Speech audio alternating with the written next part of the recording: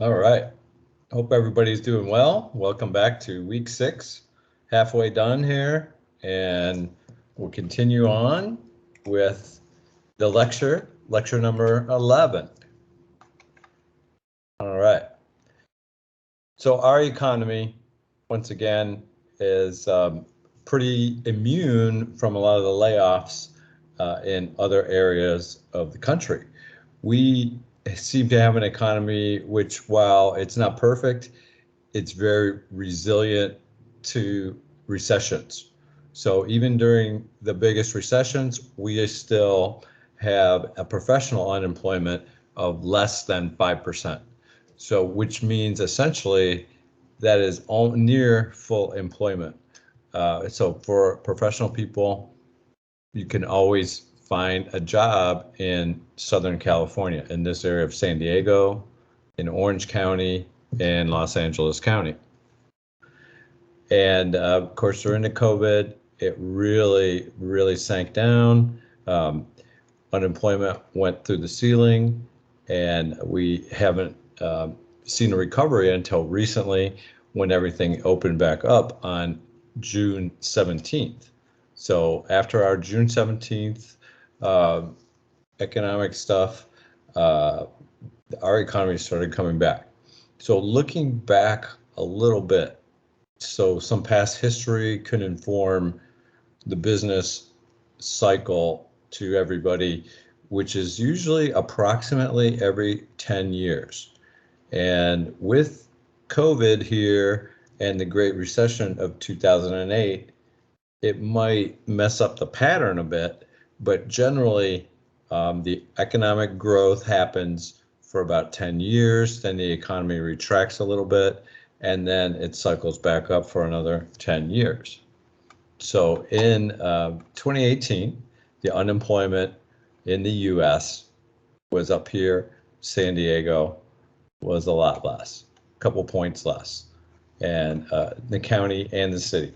So we still track at least as well as the rest of the country, but usually we are a couple points better than they're doing. And when we look at our payroll, let's take a look at this. Payroll, and for example, at this time for Carlsbad. So 2020, that one city had employees on non-farm businesses. So this isn't just the city of Carlsbad's employees for the municipal. This is the number of businesses. So there's a number of neuroscience businesses. There's a number of financial firms, tech firms.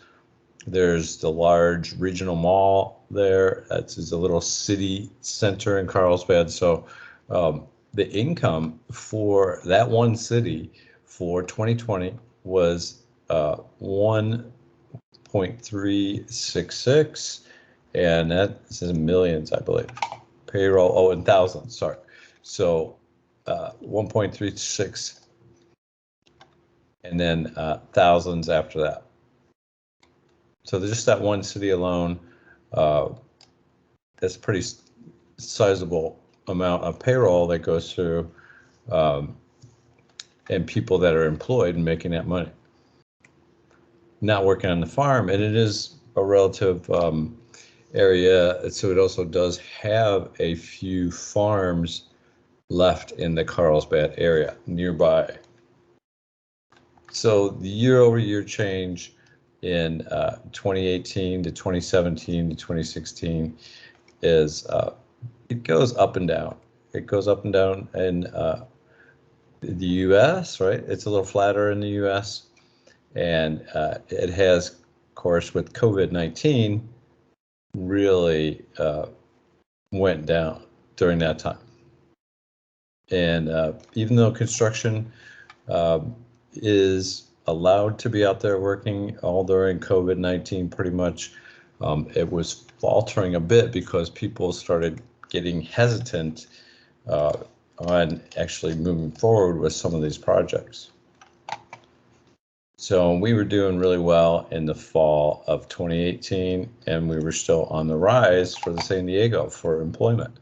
So we were on the upswing all through 17 and 18, and then we kept going up through 19. Before that, 2017, we were getting losing some. Right here is 14, 15, and 16. It was very, very volatile for the hospitality industry, and went way down because of COVID. Right before everybody was expecting things to always be ordered on Amazon, so general freight and trucking was not really working very well in the middle of 2015. But hospitals were humming along. They percentage changes, their prices going up. The hospital bills are just phenomenally high now. And let's see. So the prices that consumers in the city pay for their utilities can be quite expensive. So San Diego area, we are at the very, very end of the United States, and our utility costs are some of the biggest utility costs in the country. And then the US national average, you can see, is 3% of your consumer price index and 7.7% here. So food items, we are near to parity to the national average, but we're still higher. And then we're still higher than average on all items overall for the prices that we pay for our particular consumer items.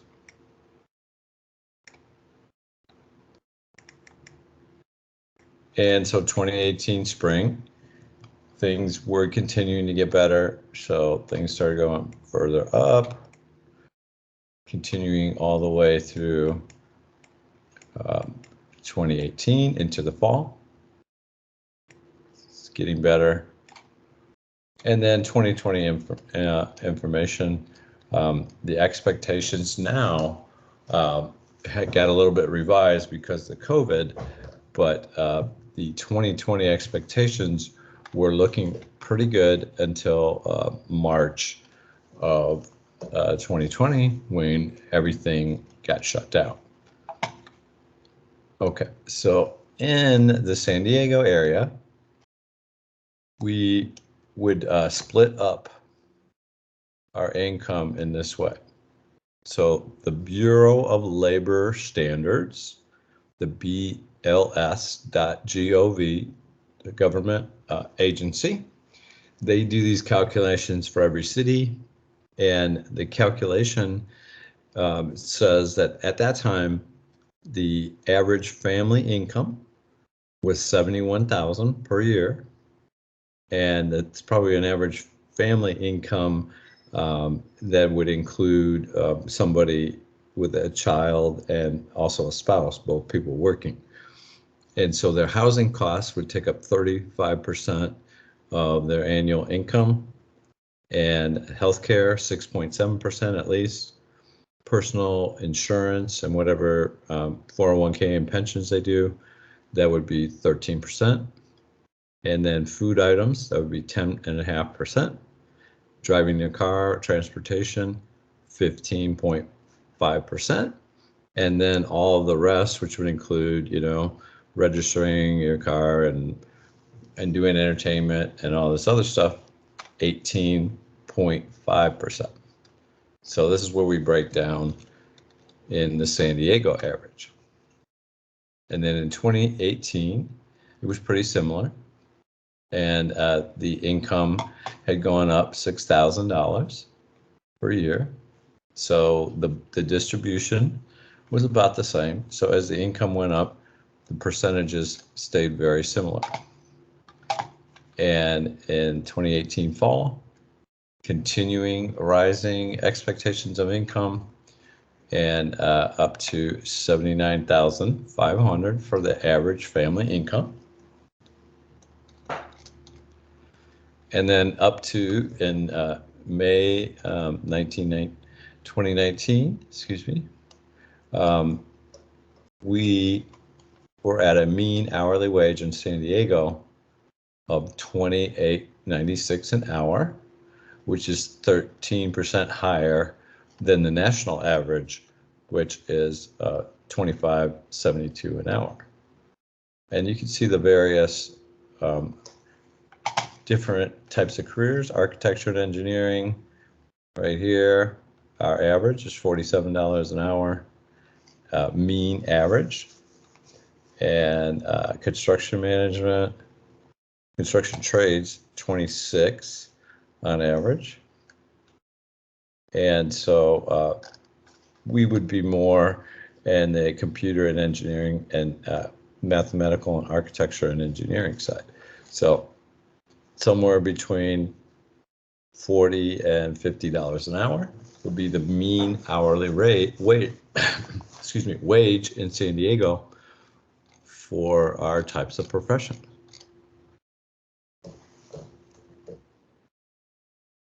So as you can see, it has been going up. In the San Diego 2017, it was an average $26 an hour. The US was at 23 and some change. In 2018, San Diego 27, US 24.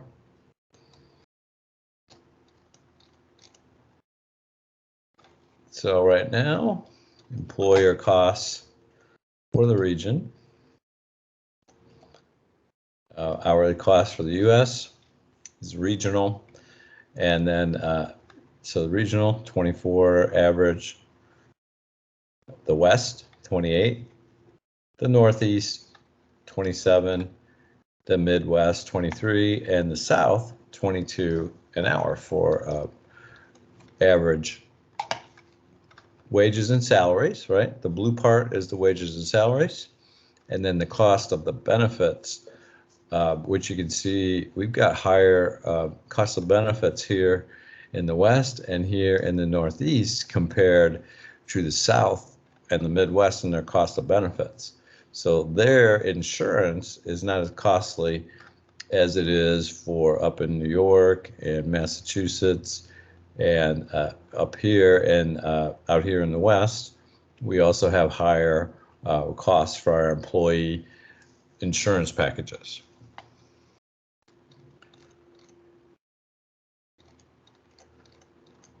So that makes employer cost per hour, the total package for the employer means he has to pay the employer the money, the cash money, your hourly wages, plus the benefits. So those benefits break down kind of like this. So you've got your basic salary, $25 an hour in San Diego area, Pacific. Total benefits, $10.89 an hour, paying for your health insurance and various other things. Your paid time off, your paid leave, that's $2.48 of the compensation. Vacation time, $1.24 of it. And then supplemental pay. So supplemental pay would be overtime and whatever pay you would make in addition to the expected amount. So insurance, cost of insurance, $2.84 per hour on an employee. Retirement, putting money into the retirement, $1.60 out of every hour goes into that. And then paying for Medicare and other withholdings such as Social Security and legally required health insurance benefits that uses up $3 an hour. So you can see all the way around in the Pacific, we are higher here than the US average. And so as this line increases, that means our labor is less competitive overall in the overall US market. And it means our projects will become more expensive to do in the Pacific region. So similar things happening in spring of 2018. Similar costs. And these insurance costs never seem to go down. 2018 fall. So we're going up a little bit more, our base wage. And then we put a little bit more into benefits. And so, of course, if the wages go up, then the paid leave and the vacation go up a little bit. And the cost of insurance, of course, went up continually above the rate of inflation. Speaking of inflation, in 2020, it was an amazing, staggeringly negative inflation of 0.04%, which is unheard of. It's deflation, actually. So that was a very unusual time, and we've got back to a point now where we do actually have some concerns in the economy about getting some inflation back. So with all of the various stimulus come rolling into the economy, it could cause some additional unexpected inflation, and it could cause the U.S. Fed to increase the rates of federal funds which banks charge each other for overnight lending. So that's the federal rate of funds.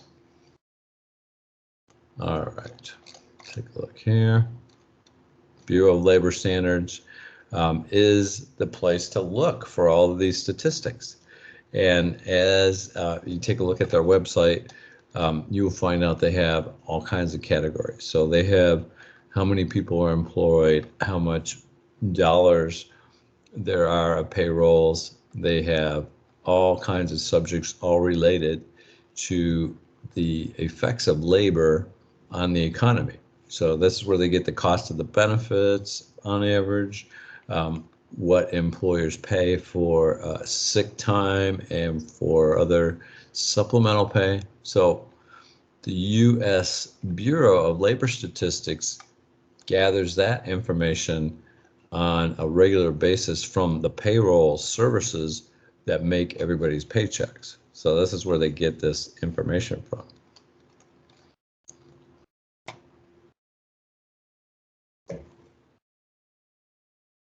So let's take a look what we were doing and what we have here for reports. So we got various different reports at the BLS.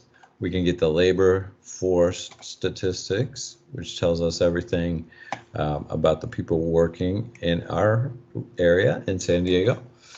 The area economic summary, which would include the county of San Diego, consumer price index, and how that affects us directly in the cost of our goods in this economy. And then some various individual cities are peeled off to take a look at that. Carlsbad's a big employer, and then San Diego City is a big employer. So they peel off more data for those bigger cities that employ more people.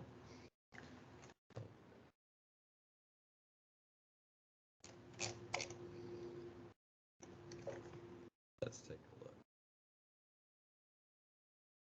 So this is what it breaks down. So it breaks down that employment between January 2020 to June 2020 went down because of the COVID, and it continued to go down throughout that whole period for a good 18 months. So starting in March, you can see the crash. All of a sudden, unemployment just started skyrocketing. It went from a normal rate, 68, right? 6%, right? 6% of our economy. Let's see, unemployment. No, there's the rate. Okay. 4.2%. But then as we went up 15, 20% throughout all of COVID.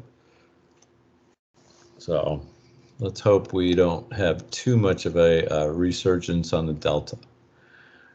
All right, so the BLS, here's some recent statistics, the one from today. So as of July, the unemployment is back down to 5.4%. But as you can see, during COVID, it spiked up to a ridiculous 15.5%.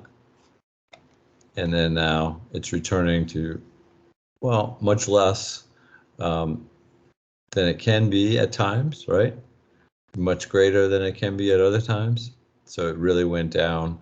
It really goes down in these cycles. So this is the 2008 financial crisis. So you can see that employment has come up a ton from there, but then came back down, 2018. And now here we are, we're at about 2015 levels again for our unemployment.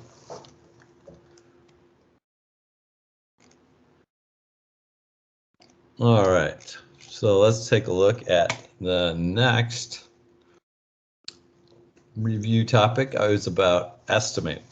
So as the estimating project is coming up, we're going to talk about some theories and strategies of how, what types of estimates they are, and then at the in the middle part of the lecture, we'll talk about estimating an individual space, how to go about investigating what's the square footage of walls, what's the square footage of ceilings, and so on. So estimating is all about how much square footage it is, how much money does it cost, and then how long will this take for the labor. So both of those things need to be taken into consideration in the estimating, because the length of time it takes is sometimes used as a rule of thumb with how much the materials cost. So somebody just makes a wild guess that I'm going to use $2,000 worth of materials, so then there's going to be $2,000 worth of labor attached to that. Well, that's just a really crude rule of thumb, and it's probably not a good idea. It's probably a much better idea to investigate this much more thoroughly in making an estimate. So the types of estimates that we have available to us, we have the conceptual estimate, which happens right at the very earliest point in the project, which is at the completion of design development. So the accuracy of the conceptual estimates is quite a bit off on a magnitude of error of negative 25% to plus 75% in the price errors in the conceptual estimate. And these are acceptable errors because we have no idea really at this point, at the design development point, how much this is really going to cost. So then the next level of estimate, we've got to have a much higher than design development capability here, right? And then preliminary estimate is based on even less information. So we have a little more information. All right, we have less than 80% of our project done, but we have more than the design development done. So we get still a very inaccurate estimate, but we are probably getting closer. It's minus 15% to plus 25%. So it's getting accuracy, and we're trying to figure out how we're doing on the project as we're going, and get some ideas of how much of the client's money we've used up on the design. So then when the project is more than 80% complete in the construction documents, then detailed estimates can be started. And those estimates can be a lot more accurate, and they're a lot more detailed because there's a lot more information for the estimator to go from in a 80% construction document package. So the detailed estimates can be accurate between plus 10% to minus 5%. So they're pretty useful tools at that point. So the drawings that I've been showing you in this class have been based on this water park in Wisconsin, which was developed by George Welch and his team. And so this is some of the things that he's based some of the class materials on. And I'm going to show you if you were going to make an estimate of how much material it would take to build out one of these little cottages. So let's just go through the thinking process for that. So this little cottage, it's in Wisconsin. So they have cold winters there. So you're going to need to use these fireplaces, right? They're going to be actually useful fireplaces. And this is the main lobby of the building. So then they have little apartment condo rooms. So you can find that and take a look at that. It's still, this video, I believe, is still good. So this is the individual unit plan for one of these buildings. So it's got the bedroom, it's got the living room, and then it's got the kitchen and the bathroom, and then the other bedroom. So it's a very cute little ski cabin or just a cute little rental place. So when you're doing your estimate, you take a look at the thinking process here. So you start with the ground floor plan, the lowest floor plan. Now, if you may have a basement, so I would start with the basement if you have that, and that's what he's saying here. The walkout basement is a half basement. So half of the basement walks outside, but the other half slopes up a hill and may not go outside.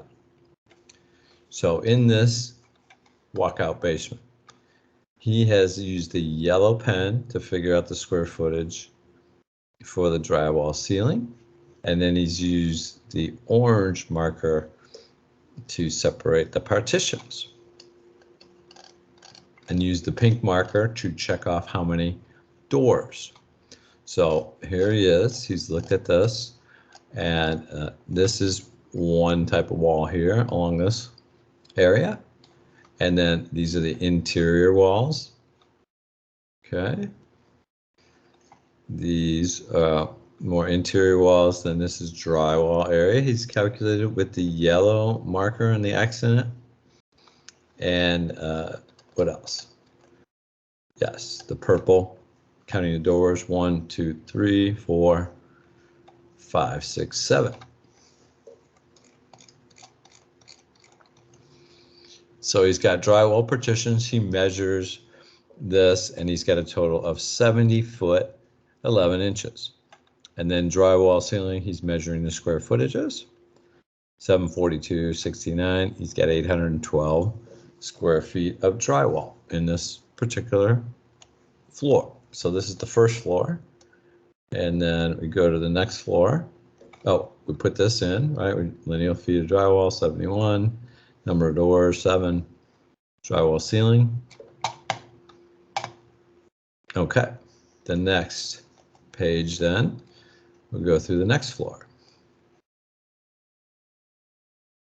Then this, whoop. So this floor is above. The dining area is in here, great room, there's a kitchen, and then the bedrooms are back here with a nice jacuzzi in the master on this floor. So we've got doors, right? We've got more doors up here.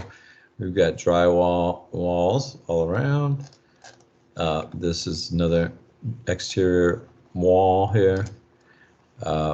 We've got the drywall ceilings. And then some other places we're going to have wood ceilings in this place. So the next floor plan details that out. So here we have the partitions. Follow all the orange lines, those partitions, and then count the doors. 1, 2, 3, 4, 5, 6, 7. 7 on this floor also. And then you measure these lengths. So you're given these dimensions. They'll tell you how big it is, or you can use your scale and measure it. and then you add the square footages up by multiplying it out. So it adds up all these square footages in these yellow area, the drywall calculation, and you get 525.58 square feet. And then on the drywall, he gets 85 feet in length on drywall. He measures each wall, length of each walls, and then you add that all up, and you get the number of drywall, the lineal feet of the partitions.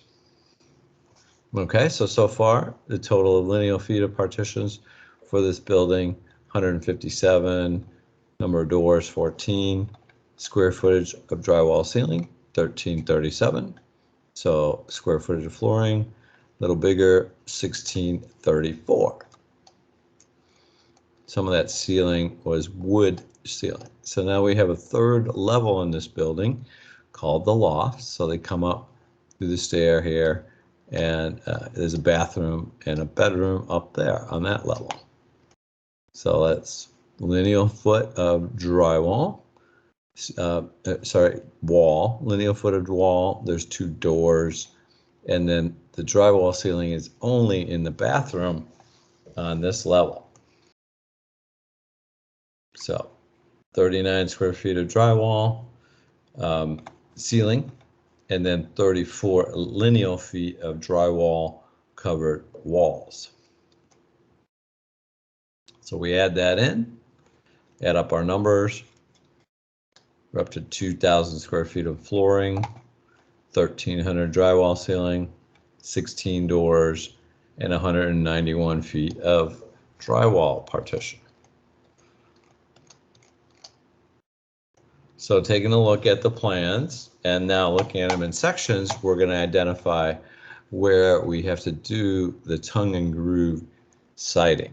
So we do the tongue and groove siding up here in the loft area. And this is a double height space here. So there's no drywall or anything ceiling at this level in this space. But then there's drywall ceiling in that bedroom area and the bathroom and the kitchen and on the second level.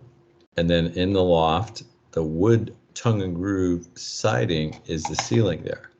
So, and then this one has the wood siding on this blue wall as well. So we're going to calculate the wood siding. It's up in this peak of the building, and then it's along that wall. And then it's along this wall here and along that wall there. So certain walls in the place have this this car siding. So there's a total of 1,050 square feet of the car siding. And then if we look at the other building, section B, we'll be able to measure the siding in the other direction. And then here's our door schedule. So we can check our number of doors with the door schedule of the project. And then here's the window schedules. So we can subtract potentially some of those square footages of those windows. This is George's detailed estimate up on the screen during a class session. So people would submit their numbers, and you can see the numbers vary all over the place. So it's very interesting how the estimating world is full of different numbers.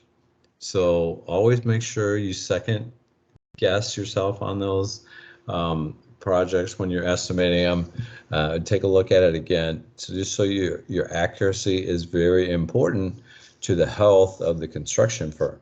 If you make inaccurate bids all the time, then the firm is going to have a very hard time surviving. All right, I want to talk about the project due dates. We like to do that every time. And then, so the next upcoming due dates are going to be the logistics assignment, August 13th, Friday, August 20th. Make sure you get that quiz done before it closes up. And then August 21st, the estimating assignment is due. And then make sure all along that you guys are meeting as groups and doing and planning out your group assignment.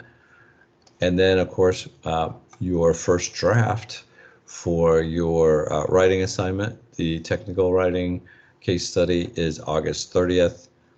And then the final due date, September 3rd on that. And then the final exam, which will be on Canvas, will be on open up on September 8th. All right, let's back up a little bit. And then just to review who is together with who in teams. All right, let me see if I got everybody on here. All right, just so you guys know, stay in contact with each other. Just keep making progress. So first thing to do on the list, right? Let's take a look. First thing, the team constitution, which is also called a team charter. And then the safety plan for the event, transportation plan, how you get the children there, the nourishment and hydration plan, how they're going to get a meal and some snacks and drinks. And then the timeline, including when do you have to, order the various items, and when do you have to, what are the milestones during this project? And then what's the budget for the project? And then when your team is done and brings it all together, then the final presentation will be made on the 27th from each team. And then as we grade it, the breakdown will be the Constitution or the Charter is 5 points of it.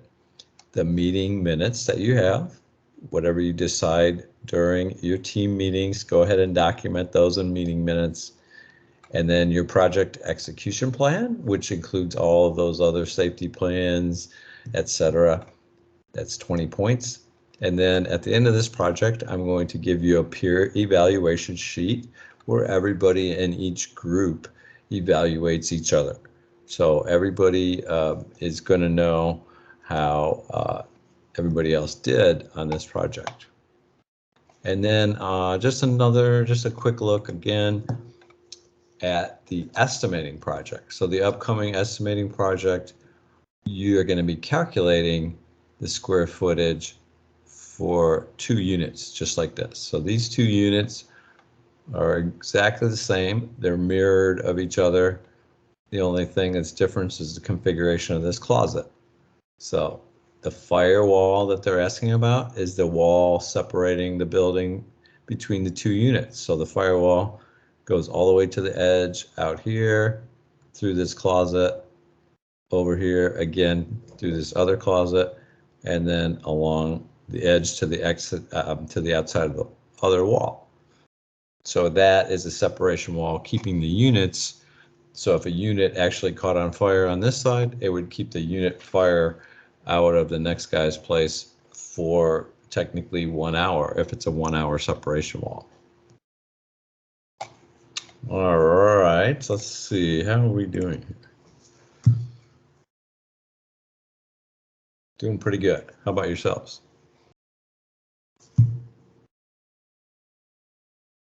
Does anybody have any team meetings?